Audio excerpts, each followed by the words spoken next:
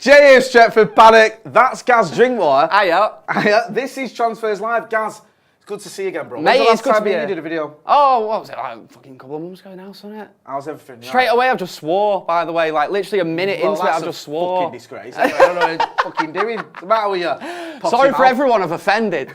Imagine all the people that have clicked off now. You do realise that we have Stephen House and Adam McCullough on this channel? Oh, yeah. They're right tossers, aren't they? Yeah, and they swear a fucking lot. Anyway, we're going to be talking about my favourite thing, right? Yeah. Because I don't like football. That? Are we allowed to talk about that? Not that. Oh, right. Okay. My second favourite thing. I don't like football. Right. It's boring. Yeah. Games and matches and selfies and shit. It's the worst thing about football is the 22 blokes kicking the ball about. What I like is transfers. Yeah, that's all I'm in it for. Do you know what I mean? Transfer window, that is it, and I stopped watching it between the transfer windows, not interested. Yeah. So we're going to talk about transfers, because United have actually been doing a bit, haven't we? Yeah, well, mate, recently it's been really good, actually. It's been really exciting. We seem to have pulled our finger out. Do you reckon this is something to do, right? And you know the Ronaldo stuff? Do you think this is something to do with the reason Ronaldo wanted to leave? Oh, right. Nah, he wanted to leave because we weren't pulling our finger out in the transfer window. Right. And since then, it feels like, we've got our act together a little bit. Apart from Frankie Young, which we'll just forget about. We'll talk solid, about hasn't that it? in a minute, actually, I think, probably. We'll talk about De Jong. We'll talk about James Garner going. We'll talk about Dubravka's up practically here now. We're also going to be talking about another right back that we've been linked with. It looks like Sergino Dest. Well, he's not coming to Manchester United, but we may be someone else. And we'll also talk about any other rumours you want to. So get involved in the chat and the comments. And don't forget to give us a like as well. We've already got Barry Thorpe, who's joined the Academy as a member of the Academy. Thanks for your support. Do check out the members section. There's extra content on there. Right, first of all, should we talk about Martin Dubravka? Yes. Because the latest on Martin Dubravka, you can see here, following the loan of Henderson's Forest, United have been searching for a new keeper. Martin Dubravka is going to sign the contract as new Manchester United player in the next few hours. It's done, sealed with both player and Newcastle side. Here we go, confirmed. He's joined from Newcastle for a one-season loan with a $5 million option to buy. Pretty much done and dusted. What do you make of that, just quickly? Yeah, I mean, we need a backup option, I suppose. Tom Heaton probably isn't quite maybe at the standard where David Gea actually has to worry if he has a few bad games. I mean, I'm not sure, really. I think Dubravka and Heaton aren't really too different from each other in terms of ability. Yeah, and to be honest, I also don't think really Dubravka does give David Gea too much to worry about, but we'll see as the season goes on, because I do think, even though the last few games we've seen De Gea, going long and being more comfortable doing that, I do think eventually this season we are going to see him sort of trying to revert back to that playing out from the back, that system that Ten Hag loves. So it'll be interesting to see. Because this was the thing, we had it for Laurie Whitwell in The Athletic a few weeks ago. Well, yeah, saying that Ten Hag didn't just want a keeper to be understudy, he wanted someone to challenge David Gea, but you're not feeling Dubravka really does that. No, don't think so. I mean, you don't tend to get a £5 million or not even, £5 million option to buy to come straight into your team as a goalkeeper. We never know. He's not a bad goalkeeper. Also remember Europa League. Sergio Romero, who's an absolute, he's remembered really fondly by Man United fans. Yes. So he's remembered a lot more fondly than he remembers us. I imagine so, yeah. I imagine so. Oh, his missus remembers us. She hates us, doesn't she? She hates Manchester United. Half them do. Chris R says, evening, Gaz and Jay. What's this said? Colin Coupledick says, Jay's looking mighty tall. Because I'm not next to Joe Smith. Yeah, I was going to say, he's massive, isn't he, Joe? Everyone thinks I'm like 5'6" or something. Well, maddest thing in the world is that me and Joe came and did so many videos here together, but we were always sat down, and I don't know, once Joe actually got up to greet me, he's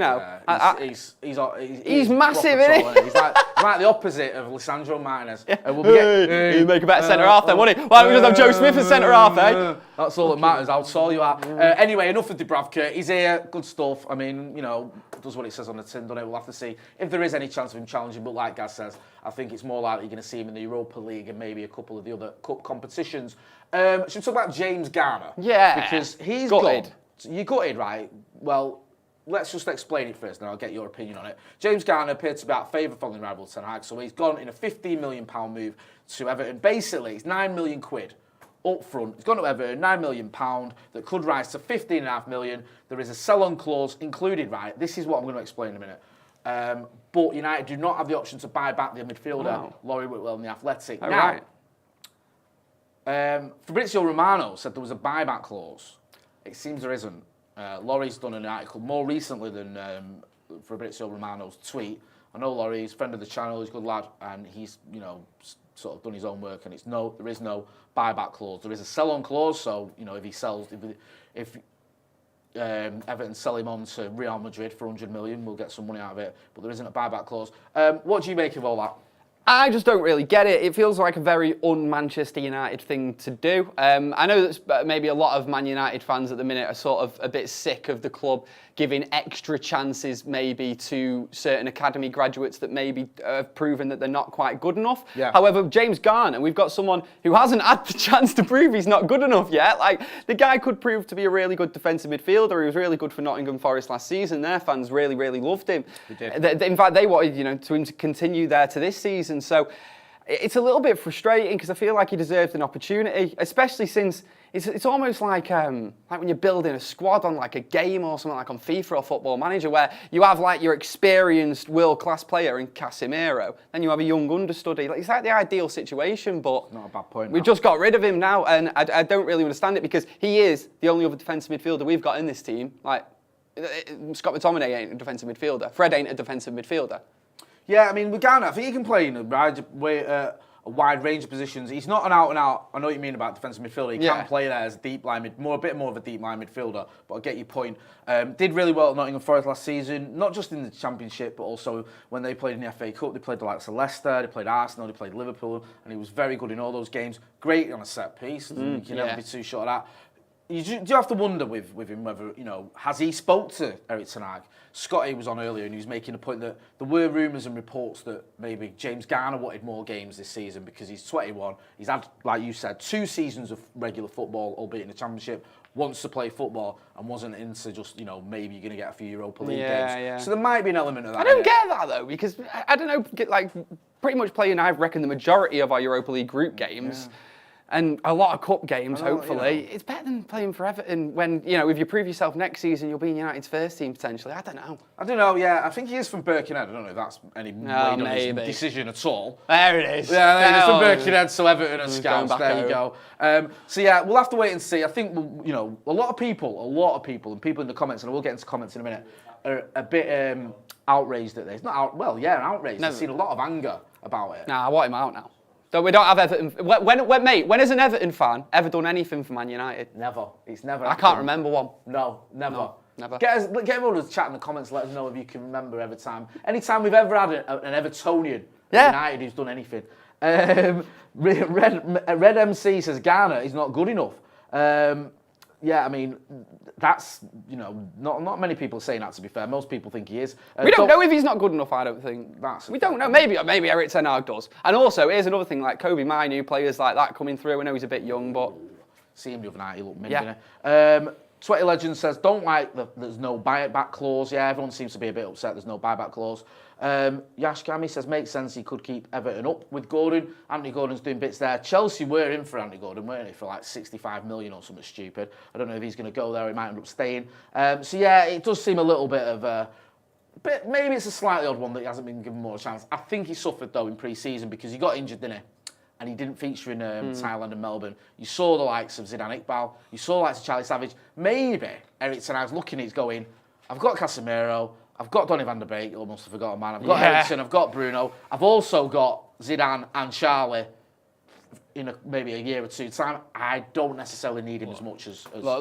But I do also think at Man United, it is always a thing. I know people get frustrated that certain academy graduates get favoured, but it's a thing at Man United. We always need to give academy graduates at least a chance to prove himself. Yeah. But that is one thing I'd take if he thinks there are other people in the academy who are younger than him and better than him. Yeah, I felt for him because Savage and Iqbal shone in pre-season. He absolutely bossed it. And I feel like if he'd not got that injury just before pre-season and he'd have been playing in those games against the likes of Liverpool, for example, in Thailand, and was it Perth or whatever? Not Perth. Melbourne Victory. Melbourne Victory, thank you. That would have been maybe his chance. Didn't get it, and that might be, a sort of sliding doors moment. But I wish him well, and we'll see what happens with James Garner. Right, we'll move on. Who's next on my list? Is it Frankie Young? Who? Is this? I've never is this heard of him. 2 months ago? We signing him now? Yeah, this is it. Oh, wait. It's a done deal. We're getting him definitely 100%. Oh, right. No, don't worry about it. Deadline day dreams, question mark. That's a good question. Right, okay. Man United dreaming of Frankie de Jong transfer ahead of deadline day as details emerge. I've seen this in the Express. It says United haven't completely given up on signing de Jong from Barcelona. It has been claimed. A deal for the Netherlands international looks borderline impossible at this late stage, with roughly 24 hours of the transfer window remaining. There was also talk that maybe we go back in for him in January, just in case you thought this saga was over. Okay, yeah. No, we're going to prolong it till after Christmas. Right, we'll start with the obvious one. Do you think we're going to get him in the next 24 hours? No, not in the next 24 hours. I think January sounds realistic. I think he needs to sort out whatever's going on at his end. I think that's the problem with Man United, is it's way too complicated. I don't know the ins and outs of his contract and, the money that he's apparently owed or anything like that, allegedly. But all I know is it seems like Man United haven't been able to get the deal across the line because of that. And part of the reason that he's been so adamant that he doesn't want to come to Man United is because that lowers his bargaining position with his contract. So it's too complicated for me, and I feel like at times Man United's negotiating team can't deal with a very simple complication. So I feel like that's why they've not been able to get it done. If he gets it sorted in the next 6 months, January, big possibility. However, Man United being Man United, I feel like the only way we sign a player like Frankie de Jong in January is if we're like 10th in the table. Just because that's what they'll do, won't they? They're not going to. If we're top 4 in January. No, we don't need him. No, you don't need him. It'll be all right. We're 4th. Why would we need more players? Yeah, we're doing all right. We're doing what we want to do. And we'll be like, 5 points above 8th or something next week. Bang. Right, yeah, the January transfer window ends. We lose the next 3 games, and all of a sudden we're 12th. Yeah. And you go, what we could do with Frankie de Jong. Too late now, though, isn't it? He's got a touch of the young guys drink waters there, I think. Do you reckon? Yeah, a little bit. I'll take that. I'll take that. Yeah, let's get involved in the challenge. He'd look better with a beard. Yeah, that's what he needs. That's the next stage in his development. Never mind his football. He's going to grow a beard. Yash Gami says, if we get De Jong now, it's going to be cheaper. If he has a good World Cup, that's 100 million, man. I mean, there's only the World Cup, isn't there? Oh, yeah. Forgot about that. For God's sake. Yeah, that's a good point, though, isn't it? I've not even thought about transfer inflation because of the World Cup in January. Mad. Yeah, I mean, do you know what? I hate the World Cup as well for judging players off it. Yeah. Because it doesn't mean anything. Like, you could play in a World Cup, right? You could play, I don't know, against Ecuador and play really well, right? No disrespect to Ecuador. There's loads of Ecuadorian lads watching this. Now they're Ecuador, like, what the fuck? All right, whoever. Not just Costa Rica, right? Or whoever. I'm just digging this hole now. Drew of England a few years ago. Keep digging, yeah. Who else is crap? Go on. I don't know, Finland, New Zealand. There you go. You could play New Zealand. Right? And you might have that New Zealand squad, right? Yeah. 7 players who are like League One level. Yeah. And you might play really well and score an hat-trick. And people go, he's mint. Did you see him in the World Cup? He got 5 goals in the World Cup. 3 against New Zealand, 1 against Costa Rica, and 1 against Ecuador. He's mustard. Get him in. And actually think... He's only played against 8 Premier League level players during that tournament. Look, this is really long-winded way of saying that you don't like Kleberson. There's now all with Kleberson. Kleberson was min. He hit the bar in the World Cup final. I know. Do you know what I mean? Wow. Has anyone hitting the bar ever done as much heavy lifting as that did for him? That justified his entire Javier Hernandez as well was another one that we signed just because he was good at the World Cup. But he was decent. He worked out a lot better. But no, I know what you mean. I'll probably upset everyone here. Sorry, BMW Racing 1974 says New Zealand are a great team. Yeah, I love the fact that when they drew with Italy in the 2010 World Cup. Remember that, yeah. And one of their politicians wanted to make it a national holiday because they drew with the world champions because Italy would obviously win. Was that like when America drew with us and they had like USA win? Yeah, we win 1-1 or something. Like, why not? Just lie about it. Do you know what I mean? If you don't win. I love that. James Woodhouse says, I thought of Sash when Jay said Ecuador. Do you remember that? Ecuador. Do you remember that one? No? Don't worry about it. Is that before my time? Yeah, obviously, I'm not an old man. Anyway, we're going to move on. We're going to move on to BetVictor and Last Fan Standing. Adam McCullough has been chatting to rival fans about Lisandro Martinez because, I don't know if you heard this, guys, some people are criticising him because apparently he's not that tall. Bit little. Yeah, he's a bit little. Let's check out what McCullough's been saying with these lot. Because he's little, right, and going up against someone like Chris Wood, he's not he's not going to be reliable in that instance, is he? If they're playing, no, he's definitely. He got completely bullied by Brentford. Don't forget, United lost 4-0 to Brentford a couple of weeks ago. I know it's all sunshine and roses. It wasn't his fault, though. It wasn't his fault. I know it wasn't his fault, but you can't suddenly say he's a decent defender. He's come from a bang average league. He's already started his Man United career in very up and down form. He's not a bad player by any stretch of the Are we imagination. forgetting he pocketed your boy in the Champions League? It's not just Eredivisie where he's done well. He's also done well in the Champions League, and he's done well okay in the Premier League so far. Define that. He's definitely round not of 16. trash. He's definitely not unreliable. I think he's complete trash. For 60 million quid, he's one of the smallest centre-backs in Premier League history. He's so small. It's unbelievable. He's smaller than the average person. Not trash. I can't agree with if you listen to what this clown's saying, this will be my last week. I'm not saying he's trash. Of course he's not trash. But he is at this stage unreliable given what he's not unreliable. Adam, he was at the heart of a defence that lost 4-0 to Brentford. He got subbed off at half-time. As a centre-back, that's not... It's not his fault. You have to be accountable. You're starting centre-back. If you're a starting centre-back and you lose... It's fine. If you're a starting centre-back and your side's 4-0 down to Brentford and you get subbed off at half-time, even if the goals weren't through your mistakes, David De Gea, I get it. Delo maybe was at fault for whatever. He's still unreliable. It's as simple as that.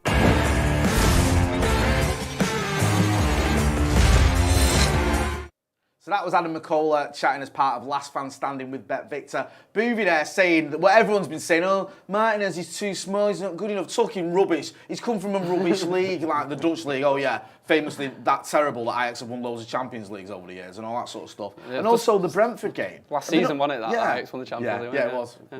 Doesn't matter. How many times has City won it then? Never, exactly. And we need to milk that before it changes. And also this thing about the Brentford game. We've had 2 games since then where he's been man of the match in both of them. Listen, get over to Last Man Standing with BetVictor. Say that Stretford Paddock sent you and say Boovy in the mud and let him know why he's wrong. Why Martinez, his height doesn't matter. And the idea that he's trash is just ridiculous. Big thanks to BetVictor and Last Man Standing. Make sure you check them out. Link in the chat and the description as well. Go and comment and say we sent you and say Boovy in the mud. Just quickly on Martinez, what have you made of him so far?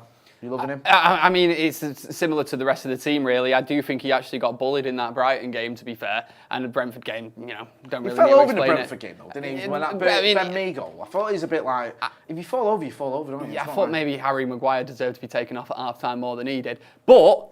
Mate, making up for it in these last 2 games, absolutely sensational. And more the mentality than anything, mate. It's the way he's, every single little thing, he's the one going around, like, patting the defences on the back, screaming in their face. Every time De Gea makes even a simple save, he's there, like, bigging him up, mate. He's the exact sort of teammate that these lot need. These lot who are low on confidence, they don't really believe in themselves. They want someone screaming in their face to say, you're mint, carry on doing that, you're the best. Like, that's exactly what he's like.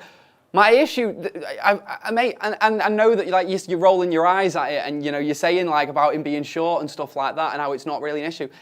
We are going to see it at times this season where it is an issue, mate. Well, it's going to happen, isn't it? You're looking at your man for Newcastle tonight, that Isak, him coming up against him. If he come up for an head, he's going to miss headers, but he's got to make up for it in the other aspects of his game, and his doggedness probably will do that. He has handled lots of tall strikers. He was man of the match against Erling Haaland last season, wasn't it? For when Ajax played Dortmund. I mean, let's wait and see. It's where when Haaland is playing in a Pep Guardiola Man City. Let me ask you one question, right? A genuine question. How many times have you mentioned Nathan Ake's height in your career? I mean, it's not been spoken about because he barely frigging plays. No, he played a bit last season. He played a bit last season. To City, he's like half an inch taller or something than him, and it's like no one ever brings that up ever. I'm not having a go at Martinez here, mate. I don't want to feel like I'm on that side of the fence. I'm not. It's a false narrative. It's like, oh, his height's an issue. Well, he's played against big strikers. He's handled himself. He won 5 out of 5 aerial duels against Southampton, and you've got the talk shite lot going, oh, his height, wait till he plays a big striker. He plays against big strikers and he does well against them. Well, what I'm trying to say, right, is when it happens, it's gonna, like defenders do. Defenders miss headers. Someone beats them to the ball. It happens. It's going to happen, and it's going to look bad when it happens as well because of his height. Like you say, the radio stations and anyone will be going on about it like it's the most important thing in the world.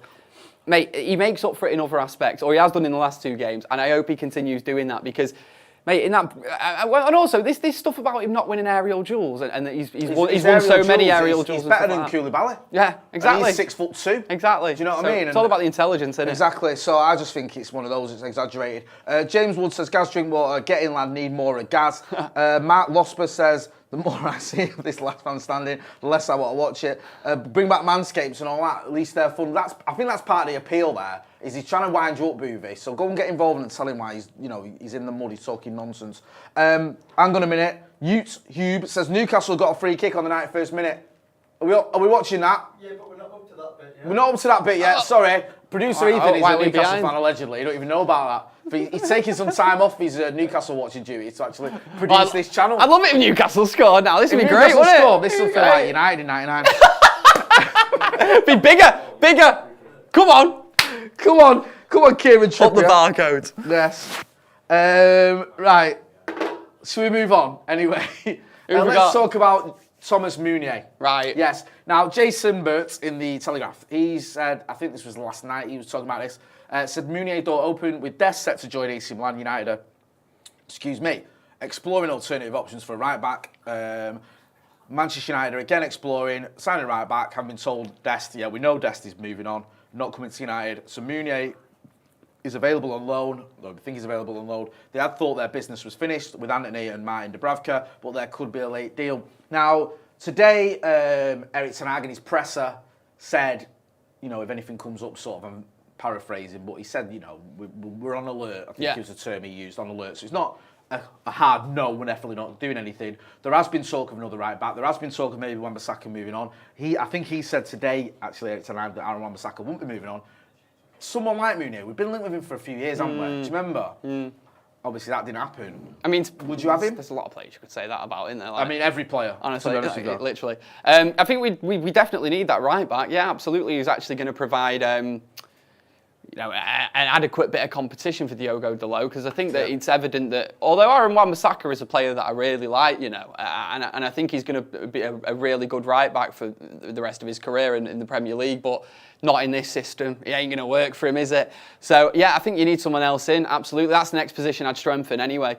And maybe as well, it doesn't necessarily need to be this, top class right back who's done it at the top level for years. Maybe it can be someone who Diogo Dalot is going to start above sometimes. Maybe Diogo Dalot just needs that little push. Remember when Luke Shaw was good for like 6 weeks because we signed Alex Telles? That's what we need, but for a whole season. Carlos era. Yeah, he carried it on, didn't he, to the Euros. He was good for a while, to be fair. Was, but, he's certainly not been good recently. It's a shame for him. I know, it's a shame, It's a shame for him. Hit that like button. We've got almost 2,000 people watching, only 200 likes. Come on, hit that like button. Danny Shields, who's been a member of the first team for 21 months, says Gazal Leacher is Baresi 2.0. Right, so, okay. I think Baresi's the same height as him? Yeah, we said that about Daley Blind as well. So I love Daley Blind. Right. You know what? Look, all I'm saying is he's going to miss What headers. you're saying is it's going to happen, Sandro and it's going to look really and bad. You agree with Danny Murphy? Yeah, absolutely. Me and Danny Murphy tend to agree on most things, I imagine. yeah. If you agree with Danny Murphy on anything, I don't think you'd be stood here. Right. Shall we move on? We're getting lots of updates about this Newcastle-Liverpool games, which is distracting me, so apologies there. Right, so we talk about Victor Osimhen. Wide of the mark, well, that doesn't sound too promising. There will be no movement around Victor Osimhen and Man United before the deadline. Well, then there's any point in reading the rest of it. See you later. Video, see you in a bit. That's the end of that then. Napoli reportedly willing to send Osimhen on loan to United before transfer deadline day, but only on 2 conditions. If there is an obligation to buy him for €100 million at the end of it, and they get United Cristiano Ronaldo on loan. Not much then. No, not a lot. Just €100 million and give us Ronaldo. What's an obligation to buy, Jay? Explain that to me. Did they make you buy him? You know when you go in like a store, like Marx's or whatever, and you put like boxer shorts on. Okay. And you walk around the store in them. Well, no, I don't. And the security guy comes over and goes, "You're buying them." And you go, "What do you mean? I'm just trying to go." No, you're buying them, right? Otherwise, it's theft. It's like that. But what if we just don't? What if we just say, nah? What are they gonna do? What? Nah, we're not gonna do that. I just don't Loan get him. it. Why don't buy him now? I don't get it anyway. Right, we loan him and then he scores goals or whatever. Then at the end of it, we'll go, "Yeah, that was nice. That we don't want him anymore." He goes, "Now you got an obligation to buy him." Nah, I don't think so. No, I'm not really feeling it. No. Do you know what I mean? I think I'm just gonna put these boxes back. People lie. You know what I mean? Yeah. Let's test that theory. Bollocks on Arnold if he did that. Let's see how good our legal team is at Manchester United when we just go, we're not doing that. Hey, see you in court. Hey, we'd have signed Frankie Young by now. Danny Shields gifted 5 Paddock memberships. Thank you, Danny. Top banana. Dean Curtis says, anyone mention Hendo shipping 6? Dean Henderson, yes, he's 6 goals. Mate, let's not stay out. Let's wait till we play City. I'm just saying. hang on. We're hearing a go on in the background. Go on. And now everyone's thinking there's a chance for Newcastle. Has he not? Oh. Come on, we're here. Sorry, we're trying to be professional. No, we're distracted by the Geordie in the corner. Right, so Victor Osimhen, that ain't happening, is it? Like, give us €100 million option to buy or whatever, and Cristiano Ronaldo. I don't think it's going to happen. We'll wait and see. By the way, I'd love that, by the way. That would be a phenomenal it'd be mad. window, wouldn't it? It'd be mad. If a deadline day signing of Victor Osimhen. But I don't think that's going to happen, is it? So. No, it isn't. I think you're right. Right. Random one. Yeah, let's move on anyway. Who have we got next on our list? Amad Diallo. Yes. We love a bit of Amad Diallo. Diallo is set to go out on loan again following a season at Rangers in the Scottish Premiership. Official confirm Amad Diallo has joined Sunderland. So that's the North East's biggest team, that. He's done well there. Do you know what I mean? It's gone to Sunderland. I'm joking, by the way. On loan until June 2023. Liverpool scored. Liverpool have scored. Balls. Liverpool, there you go. 97th minute. Who? I can't tell. Cavalier or something. Typical. Typical. Anyway, well. Liverpool, we don't care about that, do they? Well done, you've beat Newcastle at home. We might finish above Newcastle now. Yeah, exactly. So makes sense, doesn't it, with the hour? Yeah, he's not going to get much of a game time, is he, at the minute? I think, I don't know, like, we don't really like Sunderland fans that much, but I like him going Sunderland. It's a good club for him to go to. Yeah. I actually liked him going Rangers, and that didn't work out, did it? So, but Sunderland, obviously he's going to be playing in front of a lot of fans. They get ridiculous crowds. It's going to be competitive. I'd love to see him do well, but I'm starting to worry about him a little bit, Diallo. Do you think we jumped the gun buying him? Maybe. Because he played like an hour on professional football. Yeah, exactly. And it was a lot of money. It was a lot of money, and there was all that thing as well. I felt for the kid, because it's not his fault, but there was talk that he'd been trafficked from Africa where he'd come over. I didn't know there was that. all this sort of talk of obviously not his fault. He'd been brought over as a kid with this person who's meant to be his brother but wasn't. Just sounded like it was a bit of a nightmare for him. Went to Atalanta. Barely played, but we bought him in for quite a lot of money. I think it's up to 37 million. I think that's with add-ons though, so I don't think it's that much. Yeah. That goal against AC Milan was good, wasn't it? Yeah, and he went to Rangers and scored after 2 minutes, didn't he? On his debut, whatever it was. And then I don't think he got a kick in the Europa League final, did he? So hasn't really worked out, like you said. Got to Sunderland in the Championship. Decent standard. He needs to impress, though. Honestly, I'm worried about him now. I feel like if he really doesn't make a name for himself in this, we've seen what can happen. James Garner, you know what I mean? James Garner plays well. Forrest goes and gets sold the season after. We'll see. He's 20 now as well, isn't he? So I know he's not past it. To be fair, I thought he was a bit older than that. Now's the time when you look at him going, okay. I think when you're 19, you always get a pass on everything, don't you? A little bit. He's he's a teenager, he's a kid. Now you're 20, people go, okay, what we're going to see from you? And obviously, some players don't get going until they're 23, 24. Yeah. But I think people start looking at it a little bit differently when you're in your 20s and going, now show us something. Yeah. Wish him well. Hopefully he'll smash it in the Championship with Sunderland. Get involved in the comments and let us know what you think. Loads of people talk about a Liverpool game. Yeah, everyone just accept it. It's what happens, innit? Just people just saying. Ross Murphy saying, "Wow, Liverpool nick it when it's plus 5 minutes and they score in the 97th minute." Yeah, loads of people just going on about that. Andy Shaw says only Sky can buy refs in a Liverpool game. Just, it is what it is. Don't worry about it. Yeah. Listen, the big one is tomorrow, deadline day. So we're going to be here tomorrow. Obviously, we've got Leicester as well, haven't we? Oh, yeah. We've got Leicester. Oh, yeah. Oh, yeah, that one. We've got Leicester who are massively struggling. We've also got deadline day, so it's all happening. So we're going to be here tomorrow. We're going to have the watch along for Leicester game. We're also going to have some deadline day live videos as well. We're going to, after the Leicester game, we're going to take you through to the end of deadline day. Leicester game's massive. It is, isn't it? We should. Fingers crossed. I'd say 4 points for these next 2 games. I'd buzz off. I'd think, right, now they're getting it. They're getting Ten Hag's system here.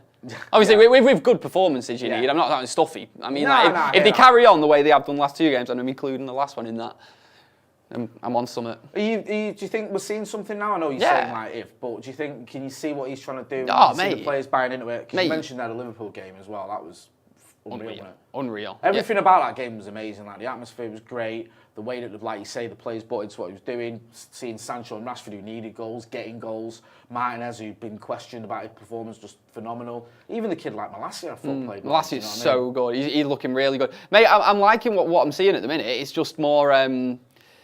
because earlier in the season, after the first 2 games, I've like a few other United fans were saying it's a quality issue. I'm thinking these lot just ain't good enough. Like these lot are a mid-table Premier League team here. And, you know, maybe they might still be a mid-table Premier League team, but they're starting to sort of buy into a system that actually works. And we've seen what relatively average teams can do in the past when they buy into a system that works. So, who knows, mate? But like I say, I really don't trust this team yet. Don't trust them. It's fair enough. Don't trust them. They need to do more than the last 2 games. Yeah. And like I say, 4 points for the next 2, and we'd be talking. Listen, 4 points in the next 2, so I think we're going to get 6. Come on, we've got. Do you know what? We've got to beat Arsenal. Seriously, if we don't beat Arsenal, I'm going to be fuming. Danny Shields says, let's get to 400,000 subscribers. Up the paddock. Yes. Hit that subscribe button. Get to we want to get to 700,000 subscribers by the end of the season. With your support, we can do it. Don't forget as well, if you've not done so, go and check out Last Man Standing and BetVictor. Gaz, where can people find you? People can find me on BBC Radio Manchester, Talking Balls. Also, brand new BBC Man United podcast. It's called The Devil's Advocate. You can get it from wherever you get your podcasts. How's it going, The Devil's Advocate? Is it you and Joe McGrath? Is it? Mate, we love it. Yeah, it's me and Joe McGrath. You obviously see him on the channel all the time. Yeah. We just, like I say, well, the last one was obviously a laugh. We do them weekly. We usually release them on Mondays or Tuesdays. Obviously, if United play on a Monday, we release them on Tuesday. And the last one was actually, the last 2 were actually a laugh. And then before that, mate, it was moody. But I always thought like they were good like audio therapy. Like if you're a United fan and things haven't gone right, they're great to listen to because it's just a bit like, just put your feet up, bit of therapy. It's good. Bit of therapy, we all need a bit of that. James Wood says, Jay, could we get a podcast with you, Gaz and Scotty? Yeah, man, we'll get you, Let's do it. And Scotty on the podcast. Why not? Be a good laugh that. Right, thanks to Gaz for coming on. Thanks to everyone who got involved in the chat and the comments and all you guys who viewed it as well. Don't forget to hit like, share and subscribe. This has been Transfers Live with Gaz Drinkwater and me, Jay Motti. Thanks for watching.